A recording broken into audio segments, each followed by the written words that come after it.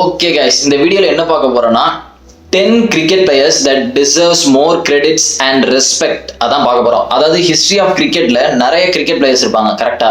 அதுல உள்ள 10 cricket players நான் எடுத்து வச்சிருக்கேன். அதாவது இந்த கிரிக்கெட் பிளேயர்ஸ்னா நல்லா விளையாண்டுருப்பாங்க, பயங்கரமான ஒரு லெஜெண்டரி பிளேயரா இருப்பாங்க. ஆனா அதுக்கான ரெஸ்பெக்டோ கிரெடிட்ஸோ ஃபேன்ஸான நம்மளோ வந்து கிரிக்கெட் கம்யூனிட்டியோ கொடுத்துருக்க மாட்டாங்க.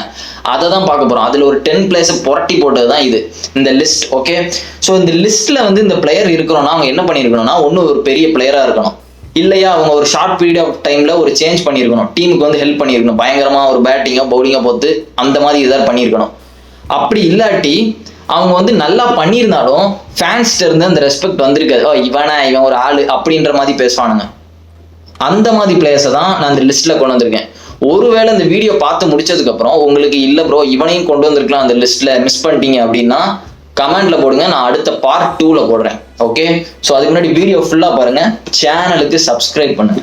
ஓகே கைஸ், ஃபர்ஸ்ட் பிளேயர் யாரு அப்படின்னு பாத்தீங்கன்னா ஹஷீம் அம்லா. ஹஷீம் அம்லா பத்தி நம்ம சொல்லணும்னா பியூர் கிளாஸ்னா ஹஷீம் அம்லா தான். இப்ப யார்கிட்டயாவது போயிட்டு உனக்கு பிடிச்ச சவுத் ஆப்பிரிக்கன் கிரிக்கெட் பிளேயர் யாரு அப்படின்னு கேட்டீங்கன்னா ஏபி டிவிலியர்ஸ் தான் முக்காவாசி பேர் சொல்ல போறாங்க. AB de Villiers, Faf du Plessis, Dale Steyn, டிக்காக்குன்னு சொல்ல போறாங்க. ஆனா எவனுமே ஹஷீம் அம்லாவை சொல்லி நான் பார்த்ததே இல்லை. ஏன்ட்ட கேட்டாலும் நான் சத்தியமா சொல்ல மாட்டேன், எவனுமே ஹஷீம் அம்லா சொல்ல மாட்டாங்க. ஆனா சொல்லாததுக்கு நிறைய காரணம் இருக்கு. கரிஸ்மா இல்ல, பேச மாட்டாரு, ரொம்ப சிம்பிளா இருப்பாரு, குட் ஹியூமன் பீயிங், அதெல்லாம் கரெக்ட் தான். ஆனா அதுக்கான ரெஸ்பெக்ட் நம்ம கொடுக்கணும். அதுக்கு தான் நான் அந்த வீடியோல கொண்டு வந்திருக்கேன். இதுவரை எந்த கமெண்டேட்டரும் சரி, அத்தனை கமெண்டேட்டர் உட்கார்ந்துருக்கானுங்கல்ல, நீங்க எந்த கமெண்ட்ரி பாக்குறீங்களோ ஒருத்தர் கூட ஹஷீம் அம்லா வந்து இப்படி பண்ணுவாரு அதெல்லாம் நான் சொல்லி பார்த்தது இல்லை. One of the pure cricket player, கிளாஸான ஒரு கிரிக்கெட் பிளேயர். அது மட்டும் இல்ல, சவுத் ஆப்பிரிக்காவுக்கு ஹையஸ்ட் டெஸ்ட் ஸ்கோர் ரன்ஸ் அடிச்சது அவர் தான். 311 அடிச்சிருக்காரு, எவனுமே அடிச்சது இல்லை சவுத் ஆப்பிரிக்கால. அது மட்டும் இல்ல, எப்பெல்லாம் தேவையோ நின்று பொறுமையா ஆடக்கூடிய ஒரு பயங்கரமான பேட்ஸ்மேன். டெஸ்ட்டும் சரி, ஒன் டேயும் சரி, பயங்கரமா விளையாடுறது. T20 கூட சரியாலாம் விளையாண்டாரு சவுத் ஆப்பிரிக்காவில் இருக்கும்போது, தூக்கி அடிக்கணும் அடிக்கிற ஆள் தான். அந்த மாதிரி ஒரு பேட்ஸ்மேன் தான். பட் இருந்தாலும் அதுக்கான ரெஸ்பெக்டை வந்து அப்படியே மறந்துட்டாங்க. ஹஷீம் அம்லான்னு ஒருத்தர் இருந்தாரு அப்படின்றது எல்லாரும் மறந்துட்டாங்க. எல்லாரும் ஓப்பனர் வேணா டிக்காக்குன்னு தான் ஞாபகம் வரும், டிக்காக்கு அப்படின்னு தான் ஞாபகம் வரும். பட் ஹஷீம் அம்லா இருந்ததே மறந்துட்டாங்க. அதுக்கான ரெஸ்பெக்டை வந்து நம்ம கொடுக்கணும். அதுக்காண்டி தான் நான் வந்து ஒன்லே ஹஷீம் அம்லாவை வச்சிருக்கேன். ஓகே, ஸோ உங்களுக்கு பிடிக்கும்னு தெரியும் ஹஷீம் அம்லா, ஸோ அதுக்கான ரெஸ்பெக்டை கொடுக்கணும் அப்படின்னு காட்டுறதுக்கு தான் ஒன்ல வச்சிருக்கேன். ஓகே, ஸோ செகண்ட் யார் அப்படின்னு பார்த்தீங்கன்னா மார்லன் சாமுவேல்ஸ். வெஸ்ட் இண்டீஸ் பிளேயர்ஸ்க்கு பிடிச்சவனுங்க கண்டிப்பா பிடிக்கும். வெஸ்ட் இண்டீஸ் ஃபேன்ஸ்க்கு கண்டிப்பா மார்லன் சாமுவேல்ஸ் பிடிக்கும். மார்லன் சாமுவேல்ஸ் யாரு அப்படின்னு ஷார்ட்டா சொல்லணும்னா 2012 T20 வேர்ல்ட் கப் ஃபைனலுடைய man of the match player, 2016 T20 world cup ஃபைனலுடைய man of the match player Marlon Samuels தான். ரெண்டு இதுலயும் 70+ ரன். 16ல 85 ஃபைனல் அடிச்சான், 12ல 70 ஃபைனல் 70க்கு மேல ஃபைனல் அடிச்சான். அதாவது 2012ல வெறும் கம்மி ரன் தான் அடிச்சிருந்தாங்க வெஸ்ட் இண்டீஸ். மார்லன் சாமுவேல்ஸ் அடிக்காட்டி தோத்துருப்பாங்க அந்த மேட்ச். கம்மி ரன் தான் அடிச்சாங்க, அதையே ஸ்ரீலங்காவில் சேஸ் பண்ண முடியல. அந்த கம்மி ரன்னையே அடிச்சது யாருன்னா மார்லன் சாமுவேல்ஸ் தான். அடிக்காட்டி தோத்துருப்பாங்க வெஸ்ட் இண்டீஸ், கப் அடிச்சிருக்க மாட்டாங்க. 2016ல எல்லாரும் பிராத் ஒயிட் அந்த 4 6 அடிச்சது ஞாபகம் இருக்கா? காரணம் யாரு? மார்லன் சாமுவேல்ஸ் அடிச்ச அந்த 85 தான். மார்லன் சாமுவேல்ஸ் மட்டும் நிக்கலன்னு வச்சுக்கோங்க, அன்னைக்கு வெஸ்ட் இண்டீஸ் கப் அடிச்சிருக்க மாட்டாங்க. நான் எந்த இதுலயுமே இப்படி ஒரு 2 வாட்டி எந்த பிளேயர் வந்து பார்த்தது இல்லை இவர் அடிச்சதுனாலதான் நின்னாங்க அப்படின்னு. ஒண்ணு கம்பீர் வந்திருக்காரு, கம்பீர் 2007ல கம்பீர் அடிக்காட்டி தோத்துருப்போம், 11ல கம்பீர் நிக்காட்டி தோத்துருப்போம் கரெக்டா. அதே மாதிரிதான் மார்லன் சாமுவேல்ஸ் எப்படின்னா வெஸ்ட் இண்டீஸ்ல வந்து ஒரு டைம்ல வந்து எல்லாருமே அடிச்சு விளையாடக்கூடிய ஆள் தான். யாரா இருந்தாலும் அடிப்பாங்க. பொலாடு சரி, பிராவோ சரி, கெயிலு எல்லாருமே அடிப்பாங்க. ப்ராப்ளம் என்னன்னா எவனுமே நிக்க மாட்டானுங்க. அது நின்று விளையாண்டது யாருன்னா மார்லன் சாமுவேல்ஸ் தான். சாமுவேல்ஸால நின்று விளையாட முடியும், பொறுமையாவும் விளையாட முடியும், இழுத்தும் தூக்கி அடிக்க முடியும் ரசல் மாதிரி. அந்த மாதிரி ஒரு பிளேயர் தான் சாமுவேல்ஸ். அதனால தான் நான் சாமுவேல்ஸை மெனக்கெட்டு கொண்டு வந்திருக்கேன். வெஸ்ட் இண்டீஸ்னு எடுத்து பார்த்துட்டீங்கன்னா எல்லாருமே பொலார்டு, கெயில், பிராவோ இந்த 3 பேர் வருவாங்க, ரசல், நரேன் அப்படின்னு இருப்பாங்க. ஆனா சாமுவேல்ஸை எல்லாருமே மறந்துட்டாங்க. சாமுவேல்ஸ் வந்து எல்லாருக்கும் எப்படி தெரியும்னா, அந்த KFC பிக் பாஸ் லீக்ல வந்து ஒரு சண்டை நடக்கும், ஷேன் வார்னுக்கும் மார்லன் சாமுவேல்ஸ்க்கும் நடக்கும். அது 2 பேரும் ரேசிஸ்ட், அதனால மாறி சண்டை போடுவாங்க, அதுல இருந்து பார்த்துருப்பீங்க. பட் சாமுவேல்ஸ் ஒரு சரியான பேட்ஸ்மேன், கிளாஸான பிளேயர் அப்படின்றது காட்டுறதுக்கு தான் நான் செகண்ட்ல கொண்டு வந்திருக்கேன். ஓகே, ஸோ நம்பர் 3 யாரு அப்படின்னு பார்த்தீங்கன்னா சந்தீப் சர்மா. எப்ப சந்தீப் சர்மாவை இந்தியன் டீமுக்குள்ள கொண்டு வர போறீங்க? ஓகே, 150 விக்கெட்டுக்கு மேல எடுத்தாச்சு IPL. இதுக்கு மேலே ஒரு பிளேயரை கொண்டு வரல. T20 வேர்ல்ட் கப்ல ஆவேஷ் கான் உள்ள வச்சிருக்காங்க. ஆவேஷ் கான், கலீல் அகமது யாராவது கேட்டாங்களா? ஆவேஷ் கான், கலீல் அகமது யாராவது கேட்டாங்களா? சந்தீப் சர்மாவுக்கு என்ன குறைன்ற? சந்தீப் சர்மாவோட எக்கனாமிக்கலாவும் போட முடியும், விக்கெட்டும் எடுக்க முடியும். அப்படிப்பட்ட பிளேயர் தான் சந்தீப் சர்மா. இருந்தாலும் சந்தீப் சர்மா உள்ள கொண்டு வரல. எத்தனை நாள் ஆச்சு? எவனுமே கேட்க மாட்டேங்கிறான். சந்தீப் சர்மா ஏன் கொண்டு வரல அப்படின்னு ஒருத்தன் கூட கேட்க மாட்டேங்கிறான். எப்பெல்லாம் தேவையோ அப்பெல்லாம் ராஜஸ்தானுக்கு விக்கெட் எடுத்து கொடுக்கறது சந்தீப் சர்மா தான். அது மட்டும் இல்ல, சென்னையில வச்சு தோனியவே லைட்டா தடவை வச்சான் 2023 ஃபைனல் ஓவர் ஞாபகம் இருக்கா? டோனி வந்து 2-4 சிக்ஸ் அடிச்சுட்டு ஃபார்ம்ல வந்துட்டு இருக்கும் போது லாஸ்ட் ஓவர்ல டோனி இருக்கும் போதே ரன் அடிக்க விடல சந்தீப் சர்மா. அப்ப பாத்துக்கோங்க சந்தீப் சர்மா எவ்வளவு பயங்கரமான பவுலர்னு.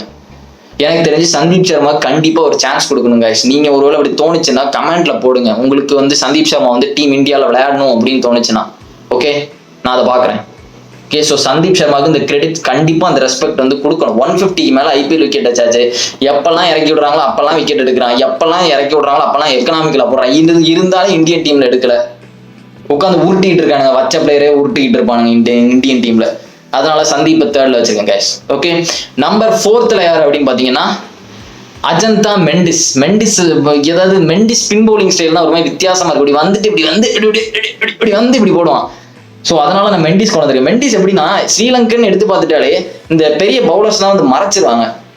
மலிங்கா பெரிய பிளேயர்ஸ் வந்து மறைச்சிருவாங்க. மலிங்கா, முத்தையா முரளிதரன், குமார் சங்கக்காரா, ஜெயவர்தனே, ஜெயசூர்யா அப்படின்னு எல்லாரும் மறைச்சிறதுனால இந்த அஜந்தா மெண்டிஸ் வந்து வெளியே தெரிய மாட்டேங்கிறான். அதனாலே வந்து அஜந்தா மெண்டிஸை நான் கொண்டு வந்திருக்கேன். ஒரு அண்டர் ரேட்டட் ஸ்பின் பவுலர் தான் சொல்ல போனா. ஷார்ட் பீரியட் ஆஃப் டைம்ல ஸ்ரீலங்காவில் பளிர்னு தெரிஞ்சது அஜந்தா மெண்டிஸ் தான். இந்த 2008 2010 ஏசியா கப்பான்னு தெரியல, இந்தியாவை வந்து ஷேவாக் செம்மாடி அடிப்பார். வந்து 80 என்னமோ அடிப்பாரு. அப்போ போன விக்கெட் தான் 6 விக்கெட் எடுப்பான். 12 ரன்னுக்கும் என்னமோ 6 விக்கெட் எடுப்பான். முடிஞ்சிச்சு மேட்சை முடிச்சுட்டு போயிடுவான். One of the mystery spinner, under rated spin bowler. அதனாலே நான் வந்து அஜந்தா மெண்டிஸை 4ல கொண்டு வந்திருக்கேன். ஏன்னா எவனுமே இதை பத்தி பேச போறது இல்லை. IPL விளையாடணும்னு எனக்கு ரொம்ப நாள் ஆசை மெண்டிஸ். ஆனா விளையாடல IPL எந்த டீமுக்கும். விளையாண்டுருக்கலாம் எனக்கு தெரிஞ்சு, பட் விளையாடல. He doesn't play IPL.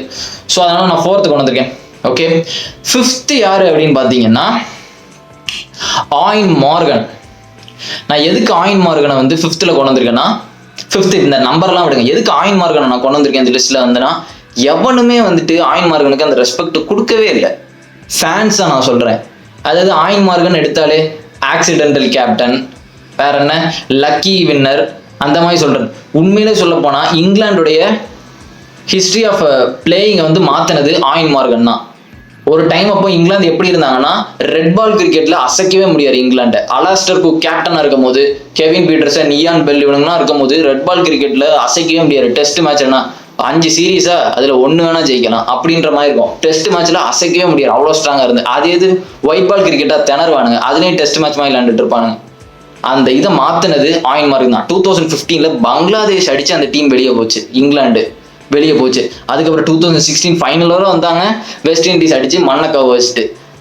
அதுக்கப்புறம் வந்து 19 வேர்ல்ட் கப் ஜெயிச்சாங்க. நிறைய பேர் வந்து, அதாவது 19 வேர்ல்ட் கப் வந்து கிட்டத்தட்ட 2 பேரும் ஈக்குவல் தான், நியூசிலாந்து இங்கிலாந்து கிட்டத்தட்ட இதுதான். But he van the cub, he van the world cup, that's it, right.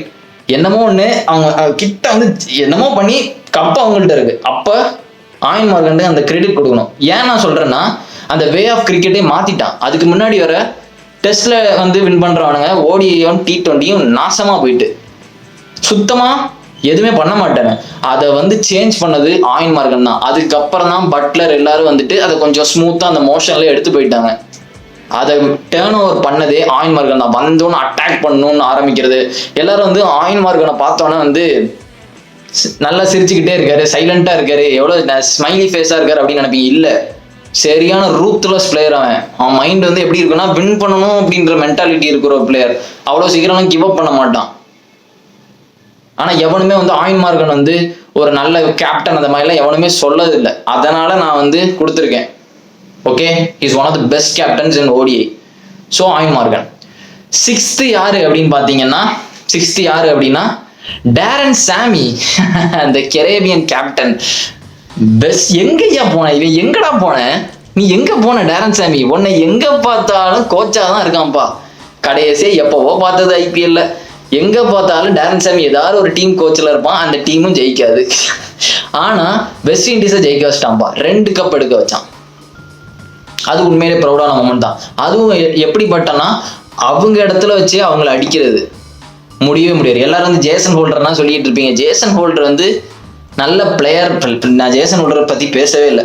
Jason ஹோல்டர்னா கேப்டனா இருக்கும்போது சுத்தமா ஜேசன் ஹோல்டருக்கும் டீமுக்கும் ஒரு அண்டர்ஸ்டாண்டிங்கே இருக்காது. வெஸ்ட் இண்டீஸ் பிளேயர் எப்படி இருப்பாங்கன்னா ஒரு மாதிரி ஹாப்பியா வைபா டான்ஸ் ஆடிட்டு அந்த மாதிரி இருக்கிற ஒரு டைப்பு.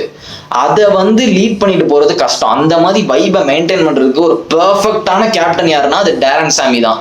கண்டிப்பா நீங்க பாக்குற இந்த வீடியோ நீங்க பாத்துட்டு இருக்கீங்கன்னா ஒரு டேரன் சாமி ஃபேனா தான் இருப்பீங்க. ஒரு கிரிக்கெட் ஃபேனால மட்டும்தான் இந்த மாதிரி வீடியோ நான் போடுற கண்டென்ட் எல்லாம் பார்க்க முடியும்.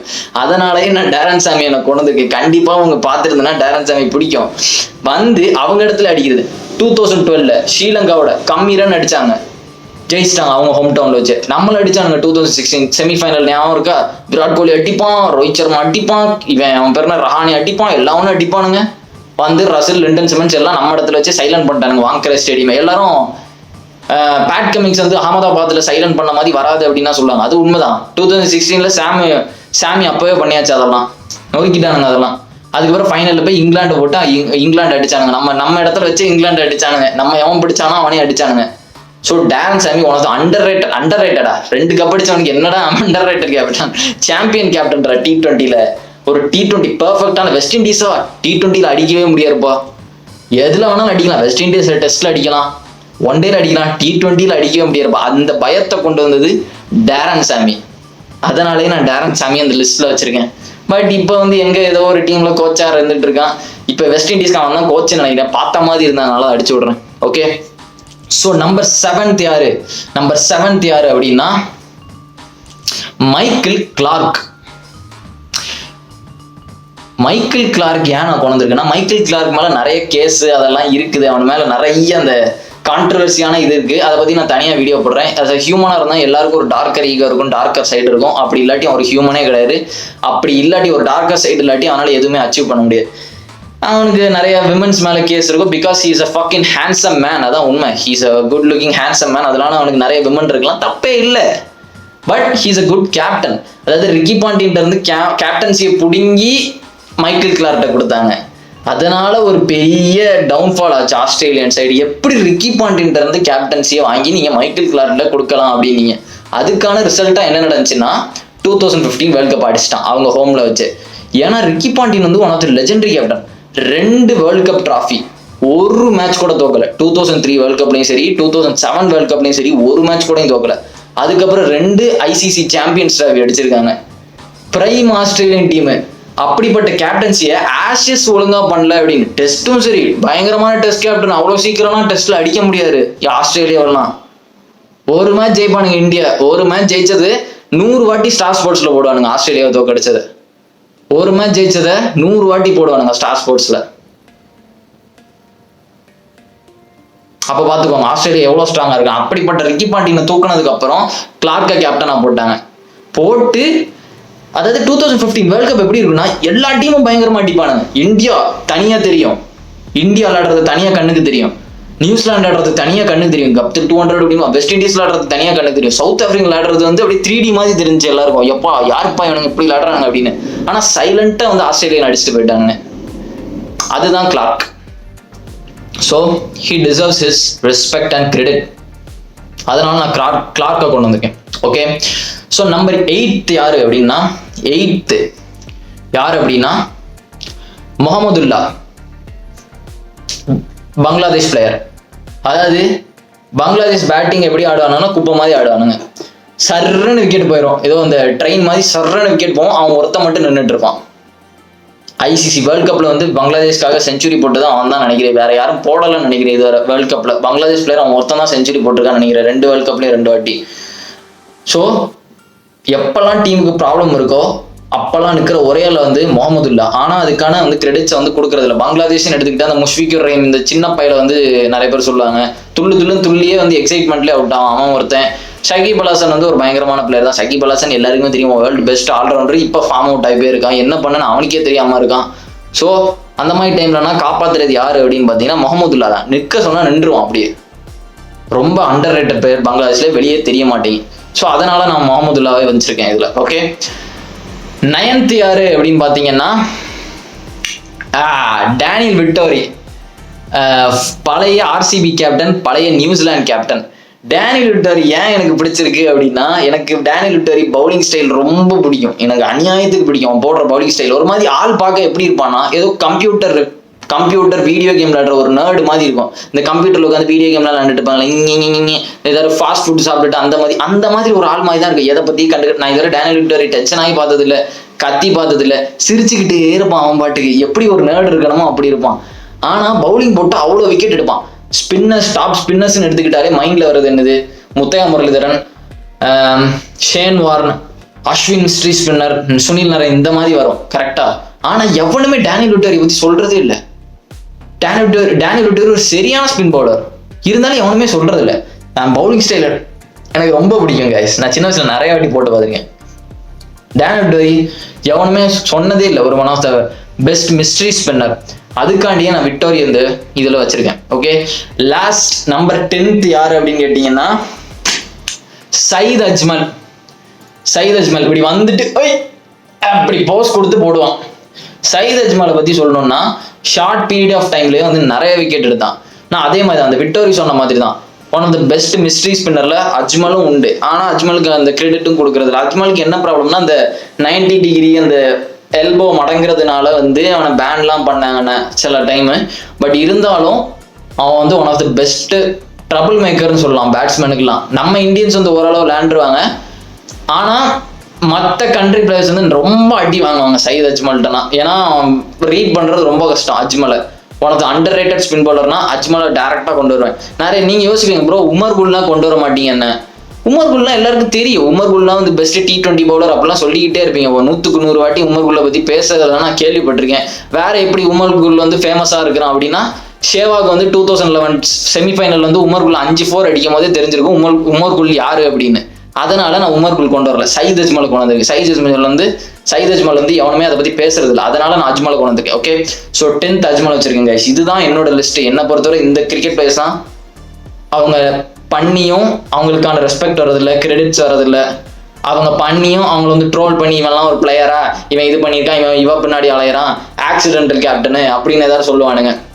அதனாலே நான் அந்த 10 பிளேயர்ஸை ரெடி பண்ணி வச்சிருக்கேன். ஏதாவது மிஸ் ஆயிருந்தேன்னா கமெண்ட் செக்ஷன்ல போடுங்க, நான் பார்ட் 2 போடுறேன். ஓகே, ஸோ சேனலுக்கு சப்ஸ்கிரைப் பண்ணுங்க, வீடியோக்கு லைக் பண்ணுங்க. Okay, see another video guys and remember it, always be on top. Cheers.